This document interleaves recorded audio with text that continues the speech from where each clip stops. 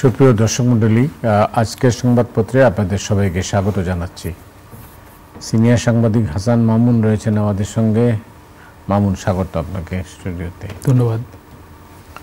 বাংলাদেশ প্রতিদিন ঈদে ভোটের রাজনীতি, বিপুল বিনিয়োগের প্রতিশ্রুতি নিয়ে ফিরলেন ডক্টর ইউনূস।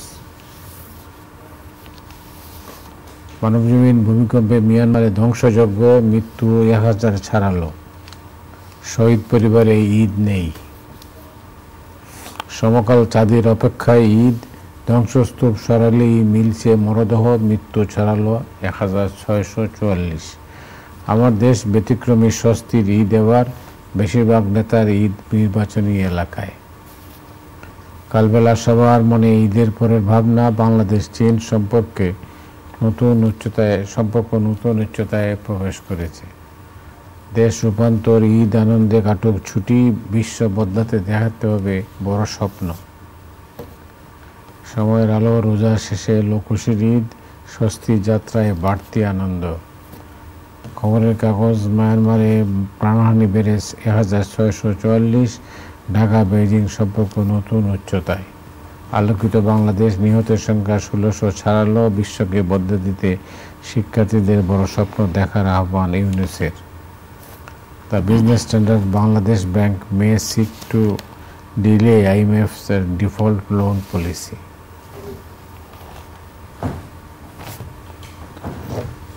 আজকের এবারের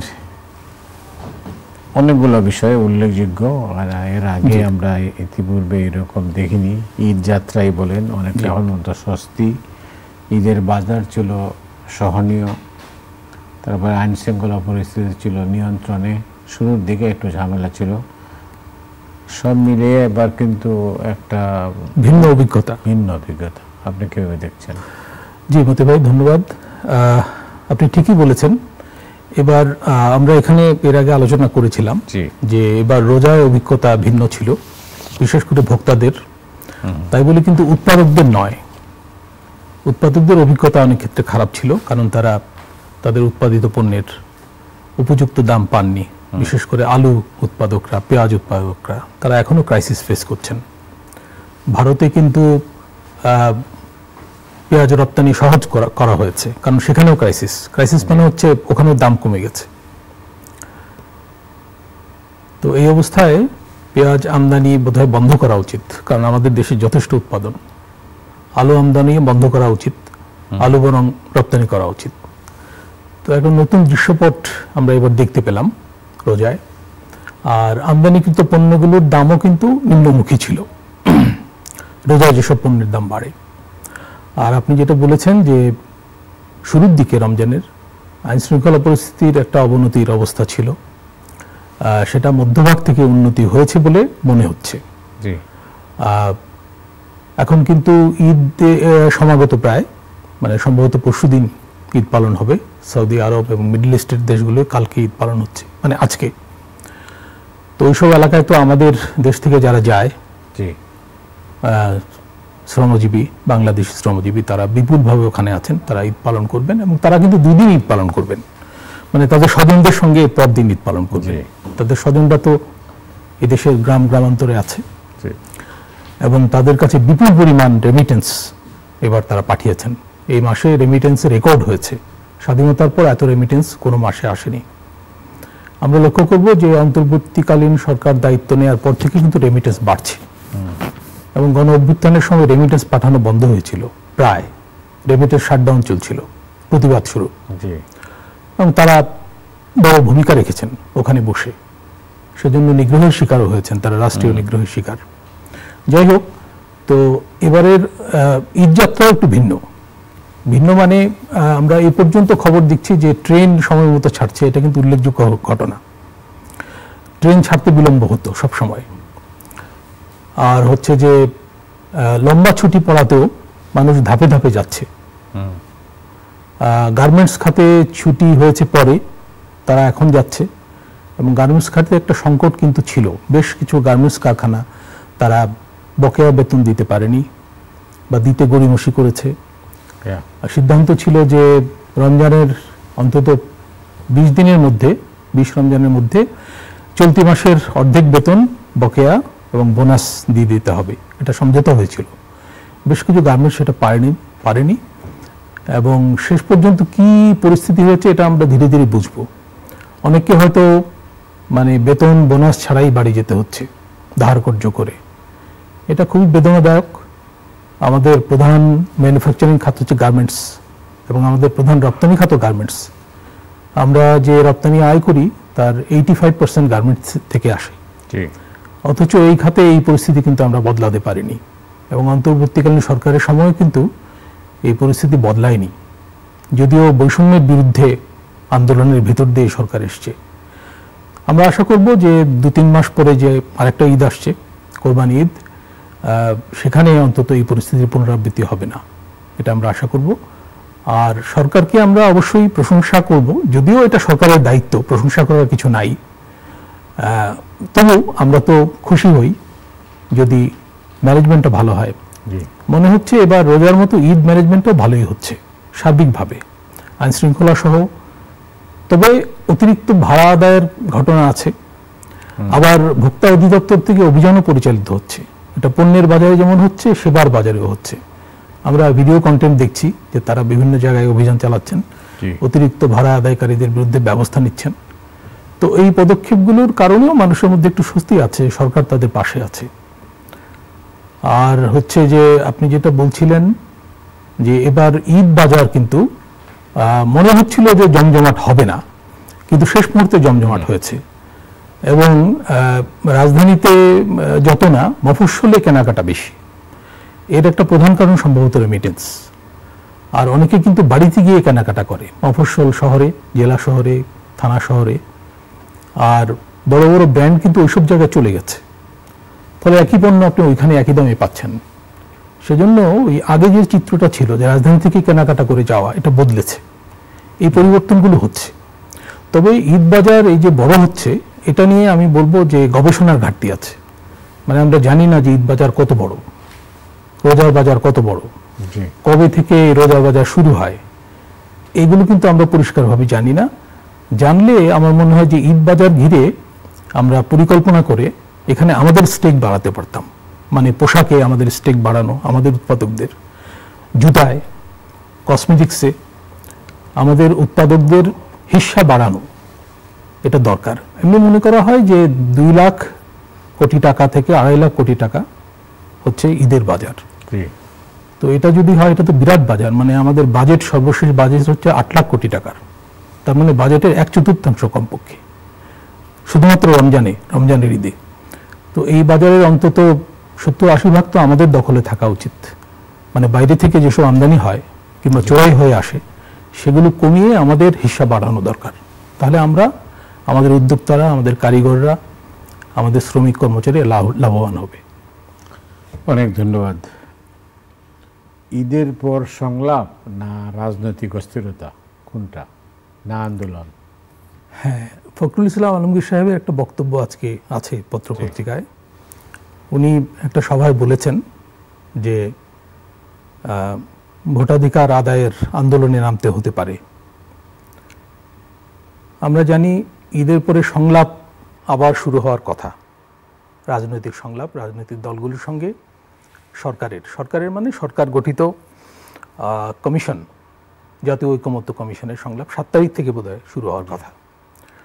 তো এই সংলাপ তো একটা পেন্ডিং আছে, কিন্তু এই প্রশ্নটাও প্রাসঙ্গিক হয়ে গেছে যে সংলাপ জোরদার হবে নাকি আন্দোলন শুরু হবে। বিএনপি কিন্তু বলেছিল যে আন্দোলনটা কেন, আন্দোলনটা হচ্ছে যে নির্বাচন পিছিয়ে দেওয়ার একটা চক্রান্ত চলছে বলে বিশেষ করে বিএনপি মনে করে। এটা ফখরুল সাহেব খোলাখুলি ভুলেওছেন যে দেশের ভেতর থেকে বাইরে থেকে এটা চলছে। নানান কথায়, নানান আওয়াজেও কিন্তু এরকম মানে অস্বস্তি বা ভীতি তৈরি হয়। যেমন ডক্টর ইউনূসকে 5 বছরের জন্য রেখে দেওয়া উচিত, এরকম বক্তব্য দেওয়া হচ্ছে। তো এটা কিসের ভিত্তিতে দেওয়া হচ্ছে, এ ব্যাপারে ডক্টর ইউনূসের সম্মতি আছে কিনা, এসব প্রশ্নও কিন্তু উঠছে। সম্মতি না থাকলে ওনার তো এটার মানে প্রতিবাদ করা উচিত যে আমার এই ধরনের কোনো ইচ্ছা নাই। আবার এটাও বলা হয়ে থাকতে পারে যে কে কি বলল তাতে কিছু যায় আসে না, আমি তো নির্বাচনের এক ধরনের রোডম্যাপ দিয়েছি, মানে এই বছরের ডিসেম্বর কিংবা পরের বছরের জুন পর্যন্ত। ইউনূস সাহেব বলেছেন যে এর বাইরে কারো চিন্তা করার কোনো অবকাশ নাই, কিন্তু চিন্তাভাবনা চলছে এবং গুরুত্বপূর্ণ লোকজনের মুখ থেকে কিন্তু এইসব কথাবার্তা নির্গত হচ্ছে। ফলে মানুষের মধ্যে এক ধরনের ফ্রাস্ট্রেশন আছে, সংশয় আছে যে নির্বাচনটা ঠিকমতো হবে কিনা। এই আলোচনাটা থামছে না, নির্বাচন হবে না এই আলোচনা অনেকে করছে। তারা কি জন্য করছে, কিভাবে করছে, এটা তো আপনার ধারণা কি? আমার ধারণা পরিস্থিতি যা, তাতে দ্রুত নির্বাচন হতে হবে। বাংলাদেশে যা পরিস্থিতি সব মিলিয়ে, কারণ প্রথমত সরকার দৃঢ়তার সঙ্গে দেশ পরিচালনা করতে পারছে না। আমরা এখানে রোজা এবং ঈদ ম্যানেজ করার কথা বললাম, এটা সাময়িক, কিন্তু সামগ্রিকভাবে মূল্যস্ফীতি পরিস্থিতি নিয়ন্ত্রণ করা এটা দীর্ঘ সাধনার ব্যাপার। এটা গভর্নর সাহেব নিজেও বলছেন যে 18 মাসের আগে এই পরিস্থিতির উন্নতি হবে না। আর আমাদের মতো দেশে শুধু ওই বাংলাদেশ ব্যাংকের তৎপরতায় মূল্যস্ফীতি নিয়ন্ত্রণ হবে না, এখানে অনেক কিছু, অনেক ফ্যাক্টর জড়িত। আর আইন শৃঙ্খলা পরিস্থিতির এক ধরনের উন্নতি হয়েছে, মব ভায়োলেন্সটা কমেছে, এটা আপনি লক্ষ্য করবেন, এবং সরকার দৃঢ় অবস্থান নেওয়ার পর কিন্তু কমেছে। সেজন্য অনেকের মনে প্রশ্ন আছে যে মব ভায়োলেন্সটা সরকার হতে দিয়েছে কিনা। আমাকে কেউ কেউ প্রশ্ন করেছে যে কেন? কারণ দেখা গেল সরকার অবস্থান নেওয়ার পর মব ভায়োলেন্স কমেছে। যেমন সিপিবি অফিসে যে কর্মসূচিটা ছিল, সরকার কিন্তু এটা হতে দেয়নি, এবং তারা মনে করছে যে 32 নম্বরের বাড়িও রক্ষা করা যেত যদি সরকার সেরকম দৃঢ় অবস্থান নিত, কিন্তু সরকার সেটা নেয়নি। এবং অনেক মাজার ভাঙা হয়েছে, মানে সংখ্যালঘু নিয়ে কথাবার্তা হয়, ধর্মীয় সংখ্যালঘু, কিন্তু মুসলমানদের মধ্যে যে একটা অংশ যারা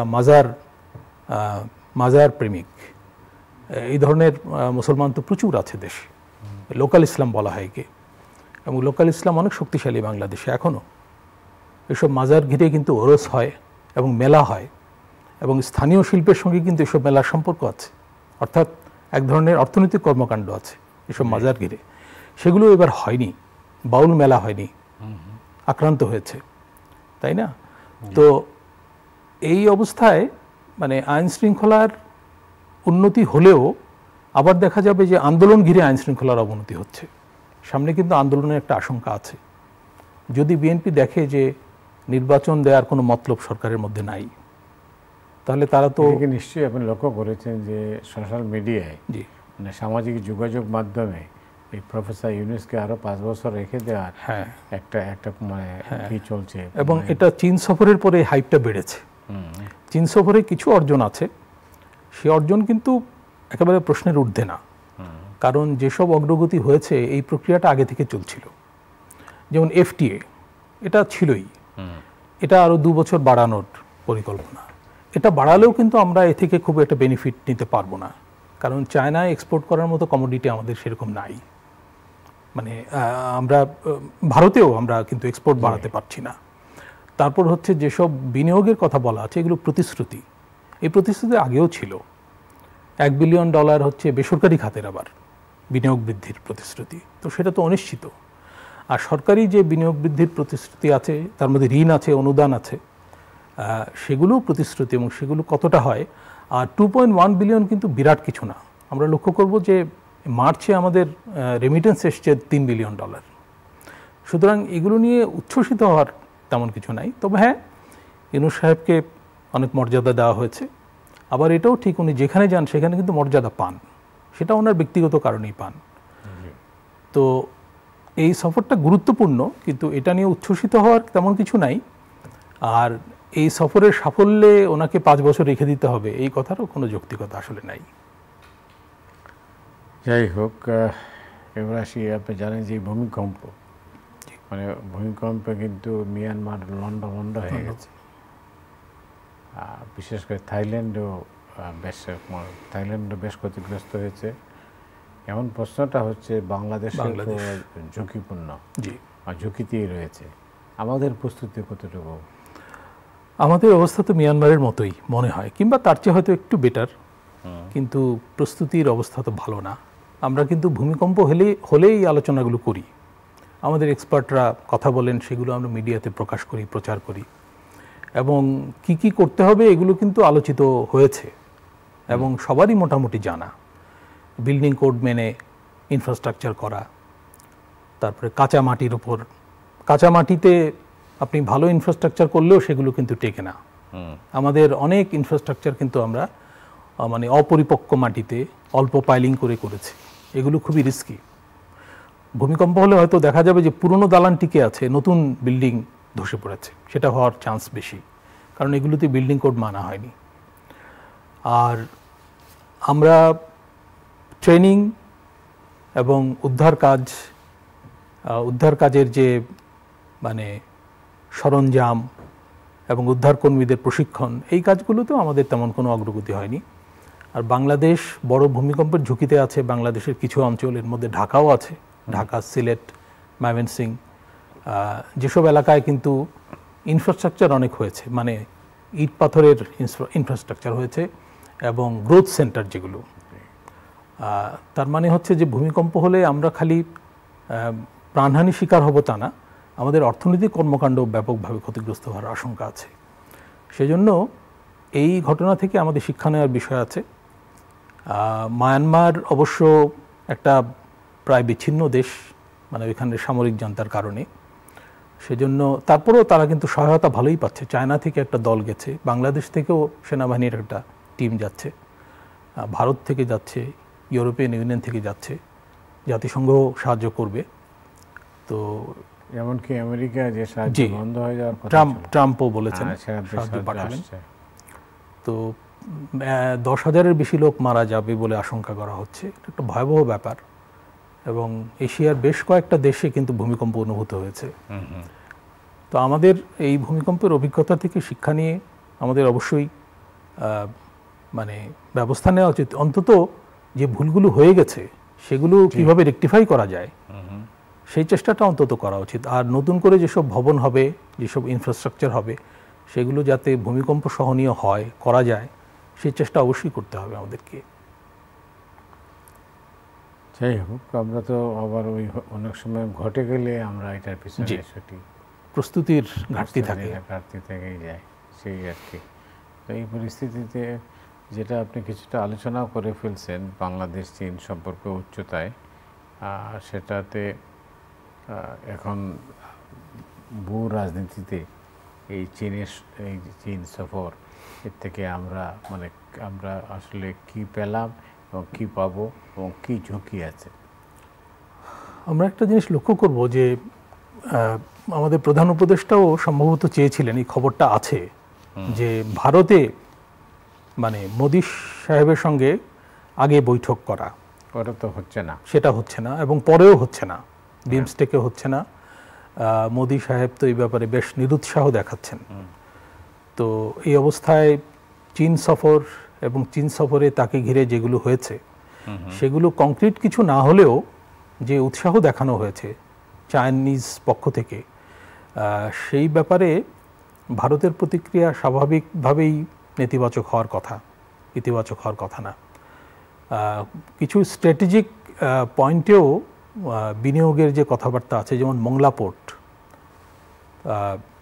এই ব্যাপারেও ভারতের মানে খুব সহজভাবে নেওয়ার কথা না এইসব ক্ষেত্রে, আপত্তি আছে। জি, আপত্তি আছে। আর তিস্তা প্রকল্পের ব্যাপারে কিছু হয়নি চুক্তি, কিন্তু 50 বছর মেয়াদি যে পানি ব্যবস্থাপনার কথাবার্তা হয়েছে, সেখানে তো ইঙ্গিত আছে যে চাইনিজ ইনভলভমেন্ট বাড়ার। তো তিস্তার ব্যাপারে তো ভারতে বিরাট আপত্তি আছে তার স্ট্র্যাটেজিক কারণে, যে চিকেন নেকের কাছাকাছি চায়না যাতে চলে না আসে, সেই ব্যাপারে প্রবল আপত্তি আছে, যে আপত্তির কারণে সাবেক প্রধানমন্ত্রীও এই ব্যাপারে অগ্রসর হননি। প্রধান উপদেষ্টাও কিন্তু কংক্রিট কিছু মানে বলেননি, বা ওরাও কিছু করেনি। এটা মানে লুজ বাইন্ডিংয়ে আছে যে 50 বছর মেয়াদি পানি ব্যবস্থাপনায় পরিকল্পনা।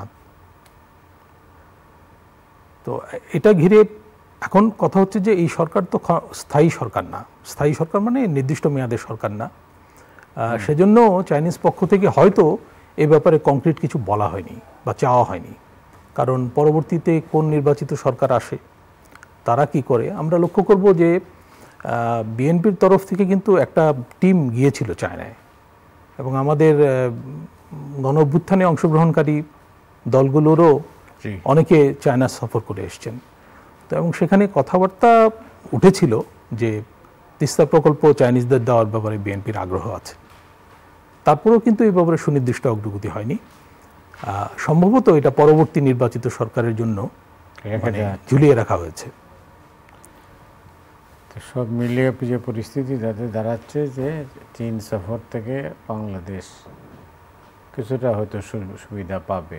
জি, বিনিয়োগের ক্ষেত্রে অগ্রগতি হতে পারে। বেশ কিছু খাতে বিনিয়োগ আকর্ষণের জন্য চেষ্টা হচ্ছে, যেমন ফার্মাসিউটিক্যালস, লাইট ইঞ্জিনিয়ারিং, তারপরে কিছু কোম্পানি রিলোকেশনের ব্যাপার আছে। এটা কিন্তু আসলে চেষ্টারও ব্যাপার না, এটা হচ্ছে অর্থনৈতিক যুক্তিতেই এটা হবে। কারণ চায়নাতে তো ওয়েজ বাড়ছে, মানে মজুরি বাড়ছে। তো নিম্ন মজুরির কারণেই আমরা কিছু চাইনিজ বিনিয়োগ হয়তো আকর্ষণ করতে পারবো। তবে এখানে এই ধরনের সফর উৎসাহ উদ্দীপনা তৈরি করে, বিশেষ করে শি জিনপিংয়ের একটা কন্ট্রিবিউশন থাকতে পারে এখানে। চাইনিজ যে বিশেষ অর্থনৈতিক অঞ্চল আনোয়ারাতে, এটার অগ্রগতি হচ্ছে না, এখানে বিনিয়োগ বাড়তে পারে। 30টা চাইনিজ কোম্পানির কথা শোনা যাচ্ছে, তারা $1 বিলিয়ন বিনিয়োগ করবে। তো $1 বিলিয়ন তেমন বড় বিনিয়োগ না, কিন্তু বিনিয়োগ হতে শুরু করলে এবং আমরা যদি বিনিয়োগের পরিবেশ ভালো করতে পারি, তাহলে চায়না থেকে অনেক কোম্পানি এখানে চলে আসতে পারে। জি, অনেক ধন্যবাদ আপনাকে। দর্শক মণ্ডলী, অনুষ্ঠান শেষ করার আগে একটা ছুটির নোটিশ রয়েছে।